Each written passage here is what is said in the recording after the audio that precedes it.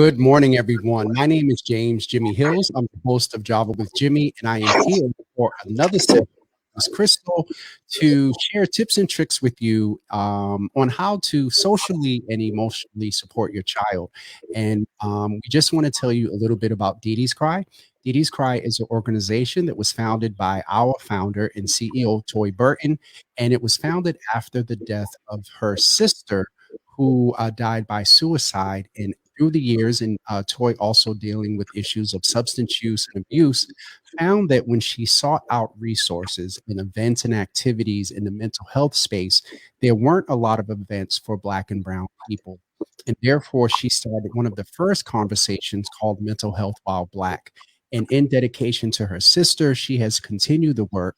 And we are here today as one of the programs of Dee Dee's Cry, sharing tips and tricks with you to support your children both emotionally and socially.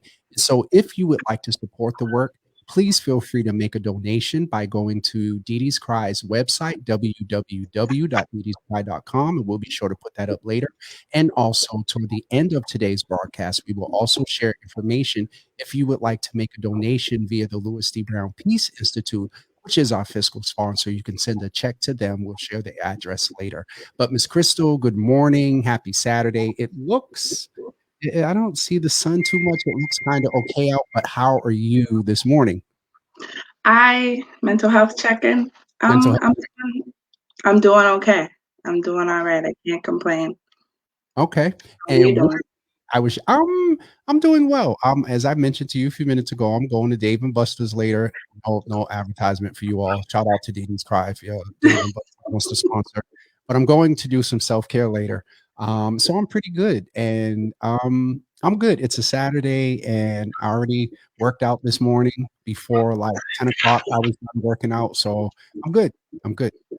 I'm Awesome. interested to hear today's topic because the last few have been, we did the one about talking to your children about drugs with DMX and whatnot, and they've been really sort of deep. And so I'm curious as today what we're going to talk about. So today is going to be about a theorist named Eric Erickson, which is a guy I learned about in college. And he has this theory that everyone goes through these 8 stages of development, and that your life builds upon these stages, and that it's important to foster and complete the competency of these stages because it helps you to become an adult.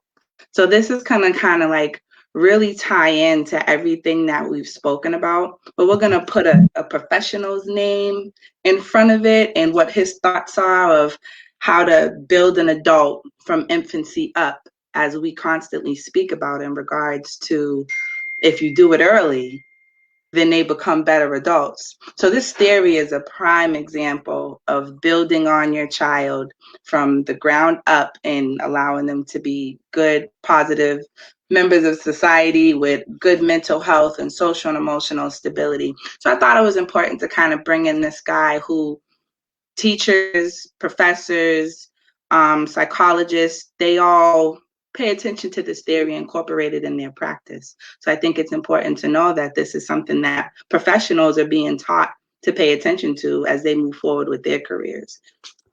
Interesting. And if you're just tuning into this for the first time, a lot of the sessions that you can actually go back and watch also on YouTube, just look up Dee Dee's Cry in the search engine there.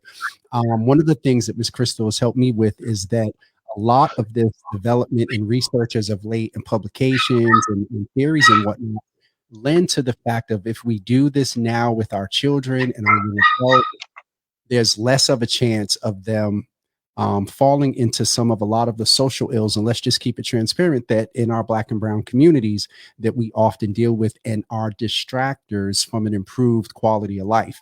And so I just wanted to reiterate that, as you said, that like this is leading into not a culmination because we're not done yet, but it gives some context to a lot of the things that you've been talking about the past few weeks.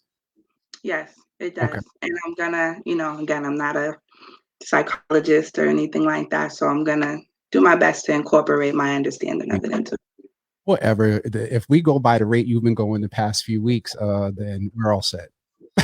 Okay. So Eric Erikson was a developmental psychologist who specialized in child psychoanalysis and was best known for his theory of psychosocial development. Erikson believed that personality developed in a series of 8 stages, which is what we're going to talk about. Erikson proposed that we are motivated by the need to achieve competence in certain areas of our lives.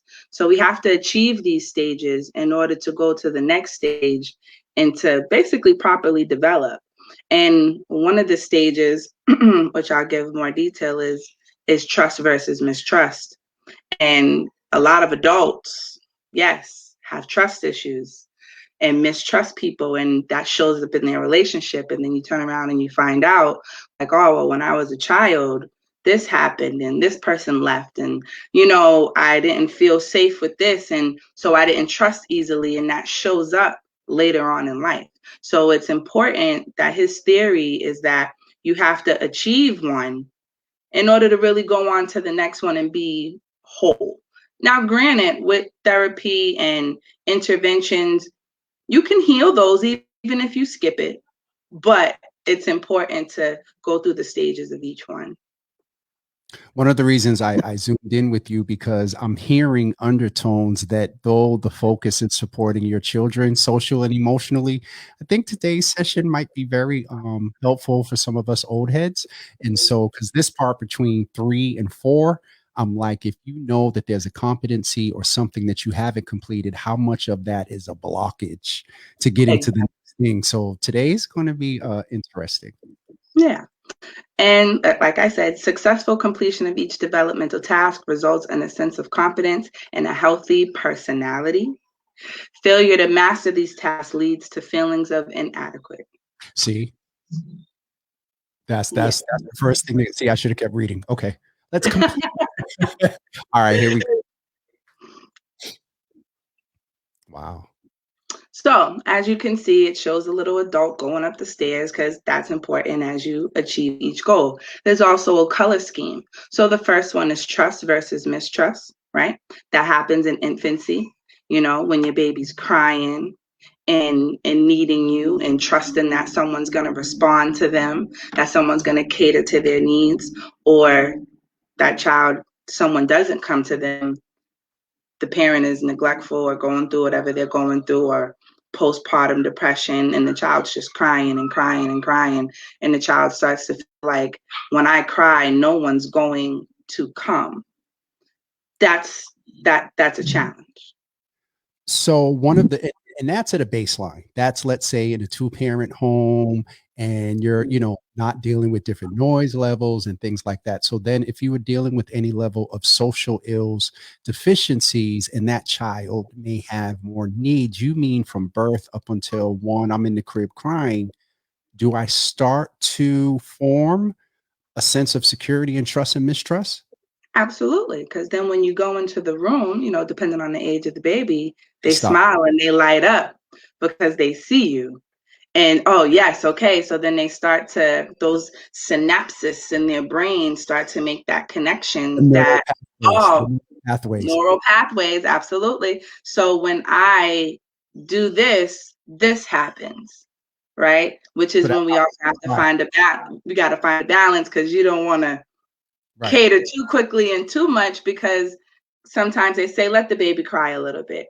Keyword, a little bit. They're fed, they're changed, they're not wet, they're not hungry, so a little bit of crying while you're doing something real quick isn't going to hurt the baby. But long periods of time of crying and not being soothed or their needs being met can definitely create a mistrust issue right there. Okay, good to know. And as you can see, it goes up. So it goes from infancy to autonomy versus shame and doubt. That's when your toddler comes in. Then you have initiative versus guilt. That's your preschoolers. Industry versus inferiority is your grade schoolers. Crystal, I know if I have a question, some of the viewers may too. Can you do a little bit into initiative versus guilt? What yes, is that?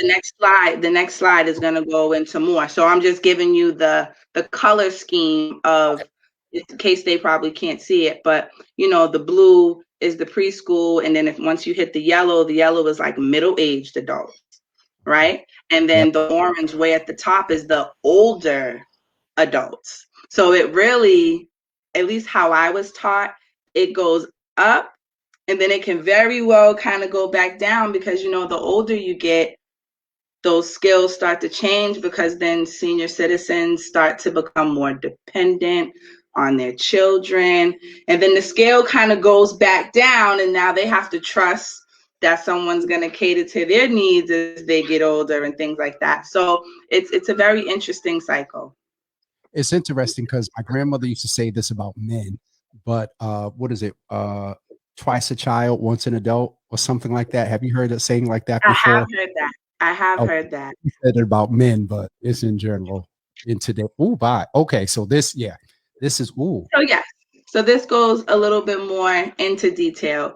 And so, you know, like we said earlier, trust versus mistrust. If needs or they're not being met, infants develop a sense of basic trust. Like we said, just I do this, that equals this. I cry, I get a bottle. I cry, that means you're gonna hug me. So I now know to do this because it's gonna get that. And if I do this and I don't get it, then now you have this baby that's just crying all day and crying all night, and you know. Gotcha. So the next one is autonomy versus shame and doubt. This is your toddler stage, as I showed you in the previous slides. And toddlers learn to exercise will and to do things for themselves, or they tend to doubt their abilities. So, you know, toddlers start to become a little bit more independent, you know, trying to walk and pull up on themselves and things like that. And if they fall, that's where they need the parent to encourage them. Yeah, you could do it. Good job. Come on, let's go. Keep going, keep going. That helps them exercise that and like, oh, okay, let me keep trying. So again, it has to, and I think one big important thing is interacting with people. I know they did a study a long time ago where like we need people. We need to be around other people. Children need to be around other children. Adults need to be around other adults. An isolated person with no communication, no contact, no sense of outside world is really detrimental to a person's mental health and everything, really.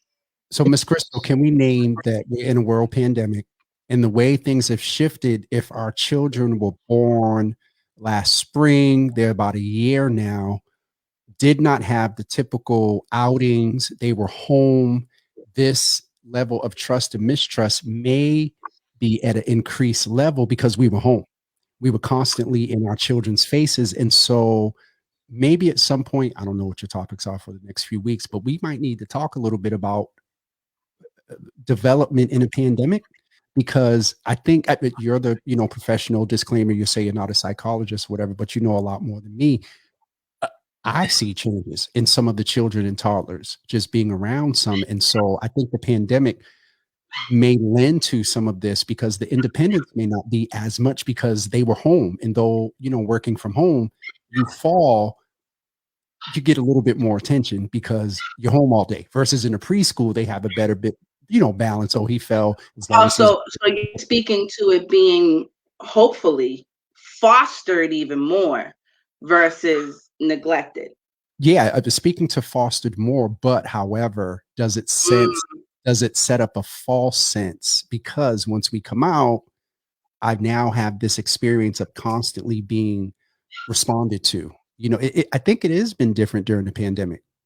Yeah, I mean, and depending on the home and hoping and praying to God that all homes are, you know, have mentally stable parents, Uh, you know, actually it could go both ways and not such a good way. It could be overly fostered and yep, so we're tending because we can and we have the availability, or if there are other issues and concerns happening in the household, that child is constantly having situations where their needs are not being met and the parent is forced to deal with it more than they would have if they were also in school.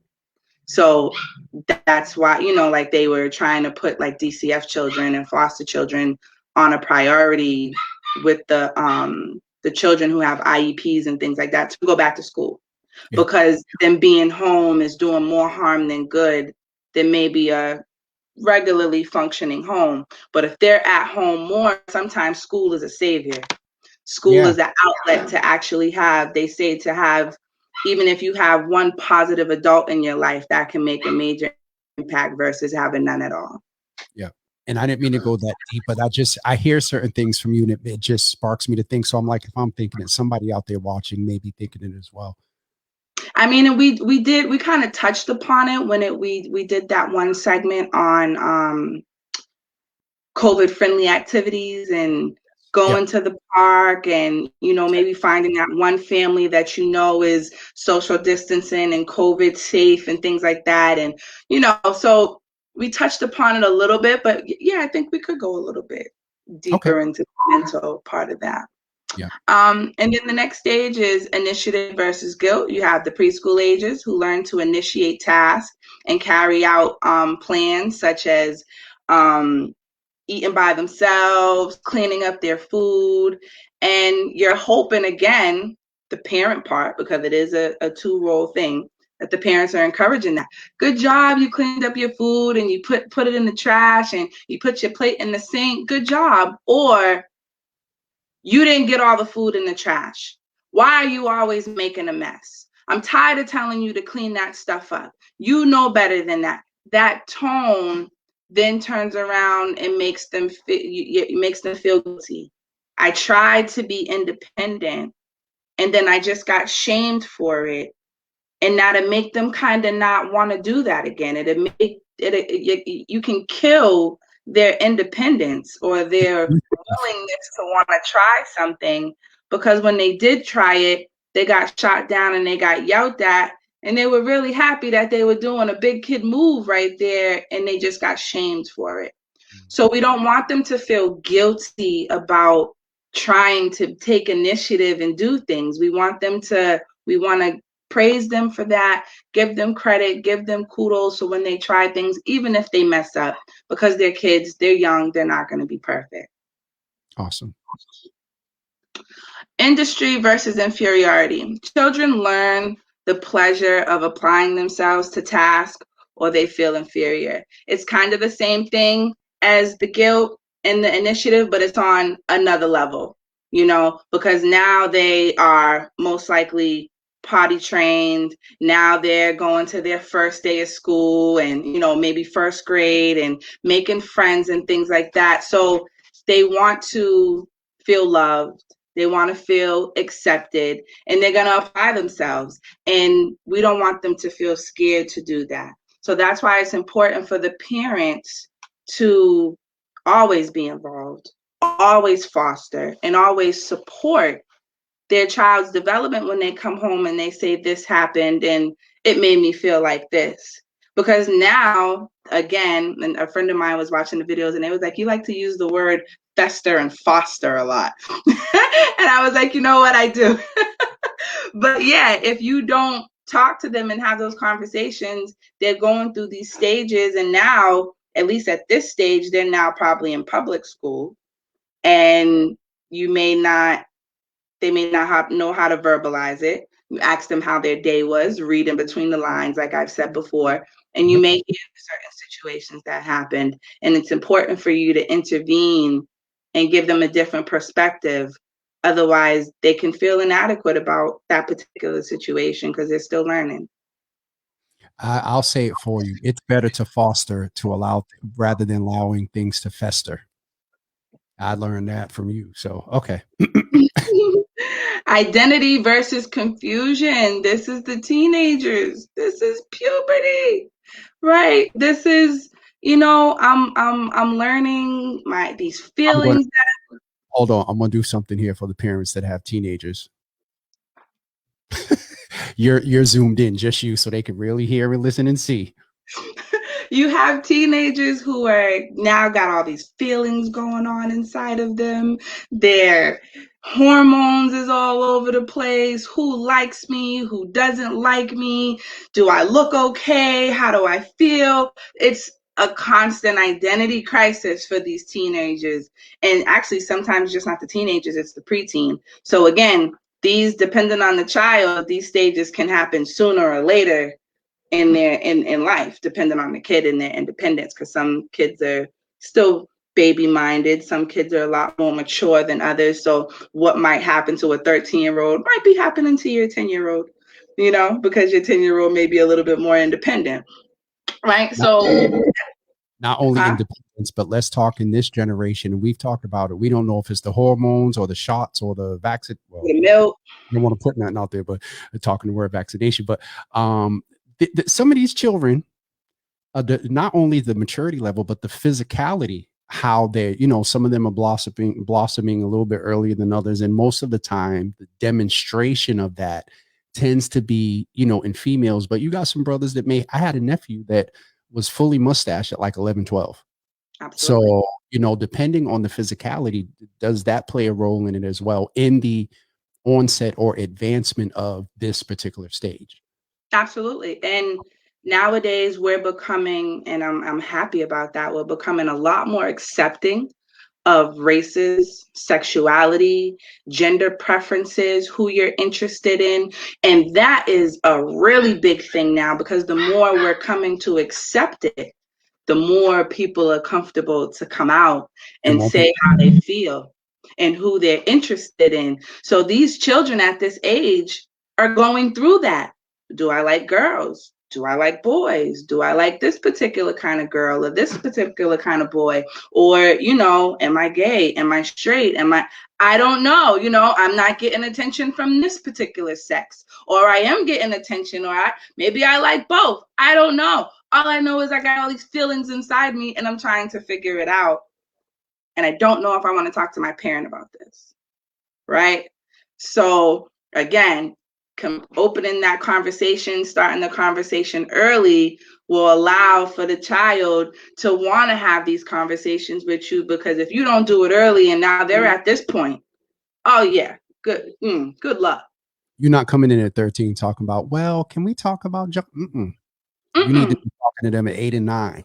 Yeah, and you yelled at me when I tried to put my food in the trash because it fell on the floor. So yeah, now you've set this boundary of, I'm scared to come to you. I'm scared to really do anything because I don't know how you're going to react. So now they have built upon that inferiority, that guilt, that shame, and that's what's, sorry, my friend, that's what's festering inside of them. So now they hit this teenage age, and yeah, they're not going to tell you nothing. And that's hurtful, because it's not necessarily blaming the parent, because maybe you didn't know, maybe you weren't taught the skills on how to do that for your own child, and now you are trying to come in at 13 because maybe it's obvious to you now that your child doesn't want to speak to you or talk to you. So I'm not saying sometimes it's better late than never. Right. That's definitely true. So always try. Maybe you need counseling, maybe you need to work a little harder, but it's just trying to bring it to the forefront, bring the attention and the awareness to the table that the conversation has to start early, because this stage right here, and the generation that we're in now with sexuality and identity, never mind who I like. Do I want to be a boy? Do I want to be a girl? Do I want to have this part? Do I want to take this part off? You are dealing with a lot, or add a part. I don't know. But my daughter, and what she tells me, it's a lot of information out there. And I like to think I'm pretty hip. No, I'm not. Because there's titles now in the LGBT community, and those aren't the letters only. There's more letters now. There's titles. What you thought you could label a person as is now offensive, and you can't. So like, being mindful of, again, what our children are going through, trying to stay hip on the new terminology, what they're being exposed to, how they could be feeling, because again, if they're surrounded by it, they could very well be interested to try it. And you want them to be open to have that conversation with you. I can't stress this stage 5 and the importance, because the confusion is real at this age. It definitely is. As a self-identified, Black gay man who grew up in the hood and whatnot, that these type of things are definitely, which is shared here before, but these type of things are definitely a contributing factor, especially at the age of adolescence. And this is, we want to name things that it contributes to, variation levels of suicide between boys and girls. I'm talking specifically Black and brown. Just And took it. so just go ahead. Sorry. No, you just took the words out of my mouth. Go ahead Yeah. with the suicide. Yep. It really is real. And so we just want to name that for, and we said earlier, this may be more adults, but typically we've been focusing on children, but I think today is really, it's centering in around adults and teens, and then considering the fact what you said about elders as they get older as well. So this is good because 5 is a huge foundational contributor to 6, I presume, correct? Yes. Mm-hmm. So the next stage is intimacy and isolation. So now we're at the stage of, this is more towards the young adults. I think I have an idea of who I like. I think I have an idea of who I want. I think I have an idea of who I'm attracted to, who's attracted to me, and how I feel about my identity. And hopefully they're not confused. They're confident. So now that stage is developed, right? So now the next stage is young adults struggle to form close relationships and to gain the capacity for intimate love, or they feel socially isolated. So I now am going to try to put this into practice, right? So now I feel confident with who I am. Now I'm going to take the initiative and get into a relationship, try to be with someone, and rejection is real, right? And hopefully I can find someone who can love me the same and treat me the same. And, and now we're hoping at this stage that all these other stages are complete, because now I may have trust issues getting into another relationship.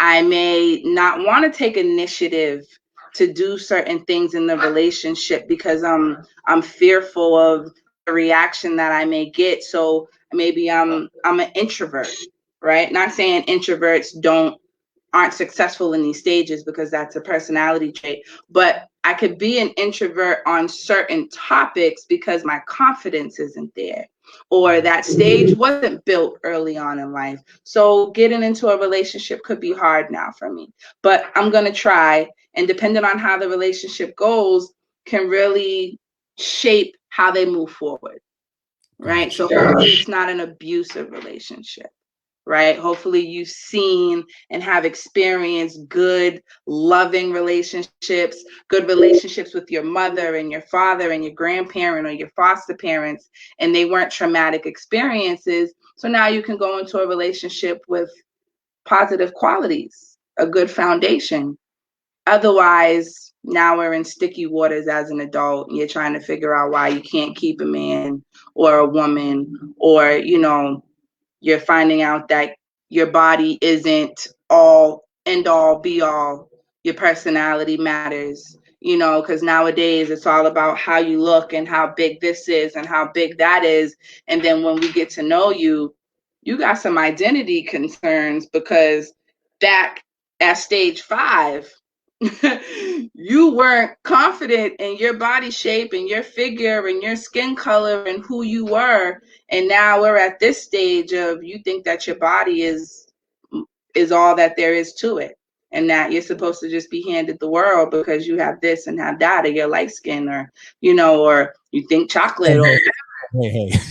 yeah, hey, but we talk about colorism, and these teenagers now feeling as though that the lighter shades, which goes back to slavery, when you was a house slave, the house slaves were the lighter colored and they got the best treatment. And it's kind of like it's trickled down and it looks differently now, but they still kind of feel that way, that the lighter brown community is, held to a higher standard, or they're put on a pedestal, or they're more attractive than our beautiful dark chocolate sisters and brothers. And that's not true. But again, it's about who you're around and their level of thinking. So, being with someone and not being isolated, you have someone who's not being in relationships. They're not trying to be with someone. They're constantly isolated. Now we have a whole mental health concern. Now they don't feel loved. Now they feel like no one else loves them. Now they feel alone. Now we have mental health and suicide issue and concerns because they can't seem to find someone to love them. And I think that's all that we all really want.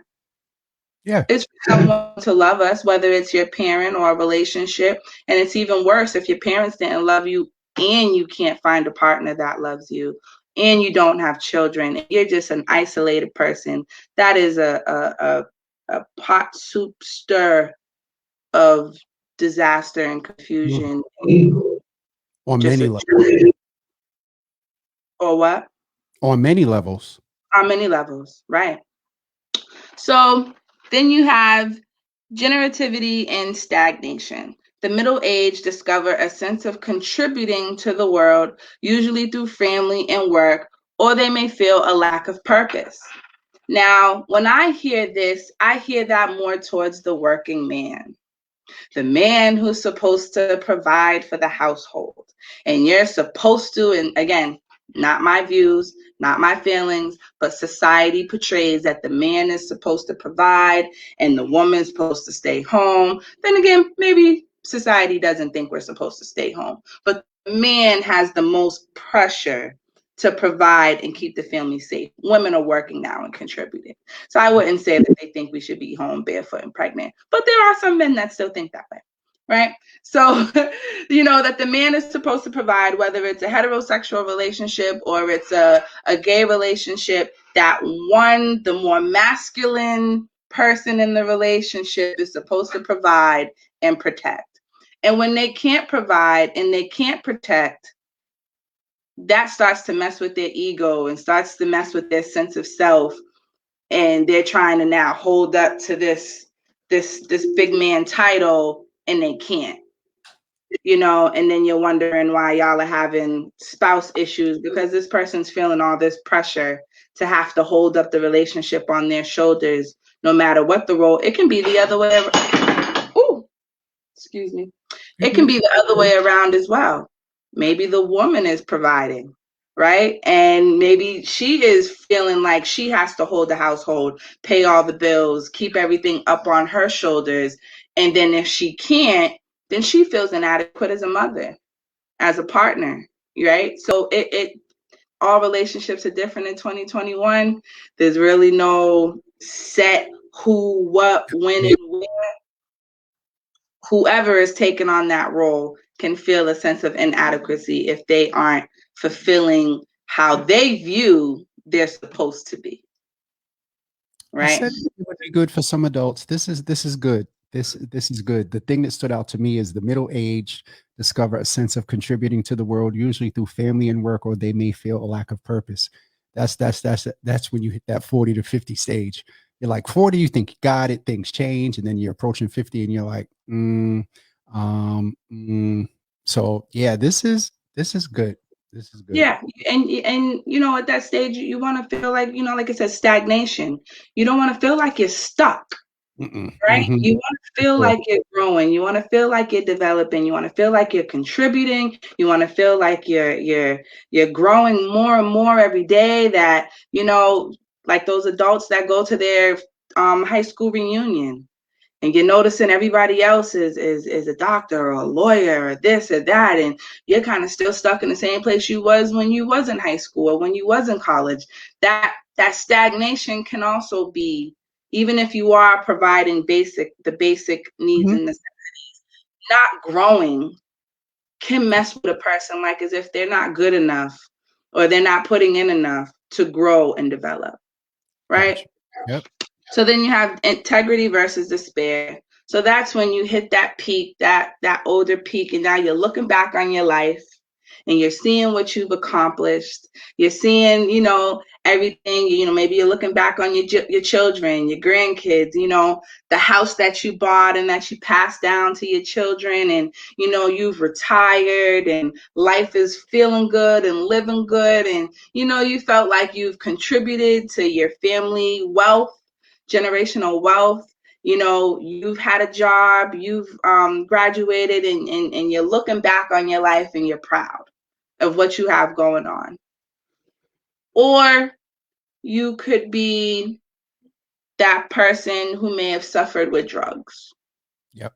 or who may have lost their job right before retirement, right? And we know there was a big thing about that, where right when they were hitting that mark, they got laid off. Yeah. So now you're looking back and you're starting all over, or you're 65, 70 years old and you're still working and you're not retired like your other counterparts. Or, maybe owning a home was important, because renting, there's nothing wrong with renting. Not everybody has the vision to own a home or a condo and things like that. But maybe you do look back and you are still renting. Maybe you did want to own a home. Maybe you didn't have a family and you really did want one, but life didn't allow, God didn't make that your plan to have children. So now you're looking back on your life and you're feeling despair. You're not feeling happy about what was produced with your life. And now you're not feeling fulfilled. Mm-hmm. Right. So it doesn't, you don't stop growing. You don't stop thinking about who you are. You don't stop thinking about where you were and where you are and where you're going. It's a constant reminder. It's a constant thought process. It's a constant chain of events that leads one into the other. And it's important to be successful at these stages so that when you get to the top, you feel adequate, right? You feel that sense of integrity, that sense of pride But that, you get. you were successful. Mm-hmm. Okay. This is through 8 stages, and it's funny because it I think folks that are watching are probably, doing some level of self assessment, like, okay, where am I, and did I get this, and did I do that? So this is definitely thought provoking. And the final thought is these stages of life are going to happen one way or the other, right? How Yep. these stages develop or not depends a lot on the parents and their involvement and how they engage with the child. So even when you're at that older stage and you're looking back on your life and maybe you're not happy about what you could be leaving this earth with, or what your name is going to say, or what people are going to know you as, I'm pretty sure a majority of people are going to be able to tie that back to their upbringing Yeah. and your parents. And there's a good chance that your mom or your dad or your uncle or whatever figure or adult person was in your life, what they didn't do to prepare you to be a successful adult. And then it just piled on and piled on and piled on, and you struggled with just trying to be an adequate adult and an active member of society and contributing and having that stable mental health. And 9 times out of 10, you can connect it to your childhood and what some adult did or didn't do. Miss Crystal, thank you. As always, today was dope. But I noticed something in the comments, and I know that Toy's not with us today, but I know that she would want this addressed. And so we just want to name that. And I'll put myself, out there a little bit. And Miss Crystal, you can speak to it as well. But Christine shares that sometimes I feel like a fraud waiting for the other shoe to drop. Anyone else feel like that? And then if I have the understanding around waiting for the shoe to drop, because cultures and words matter, um, it you're not the only one. Yes, other people feel like that, to answer your question. And I think, as Miss Crystal was saying, through these variations of that presumably you're somewhere between maybe that 6, 7, and 8 stage, that's real. And I think what may remove the sense of fraud is, one, you were very transparent on a social media platform naming it.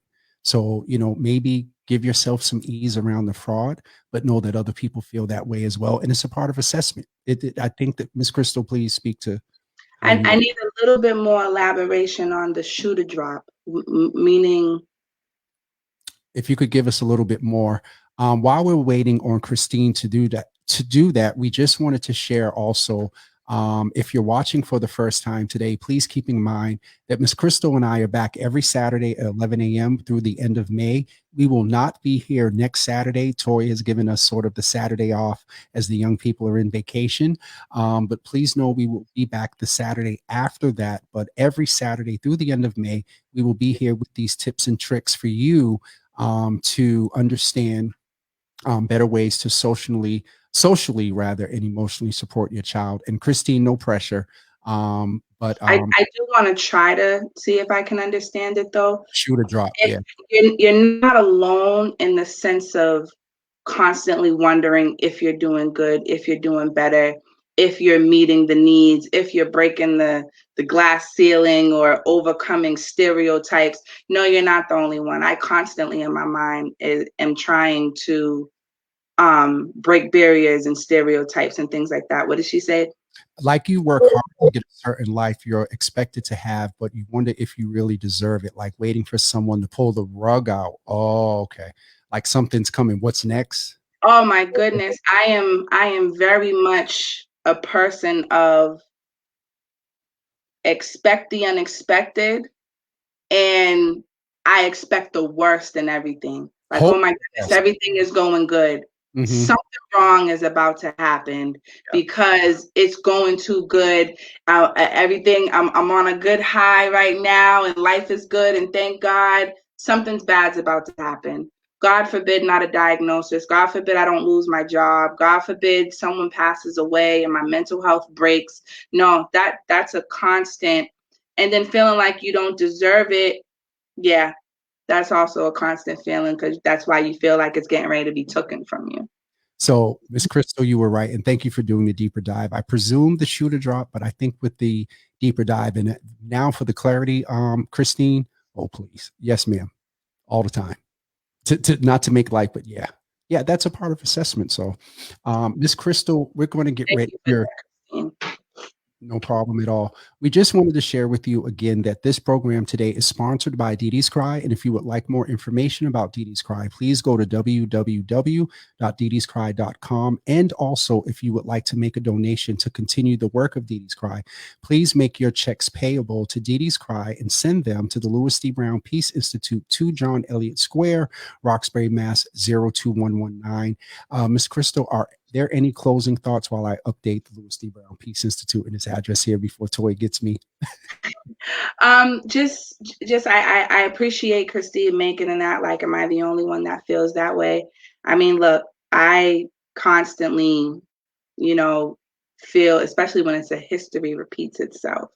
You're constantly hearing history repeats itself. So for me, I am constantly reminding myself that I am not a stereotype, that I'm going to break history, and that no, it's not going to repeat itself because, everybody has different levels of upbringing, different things that may have happened, and you're determined to make sure it doesn't happen to you.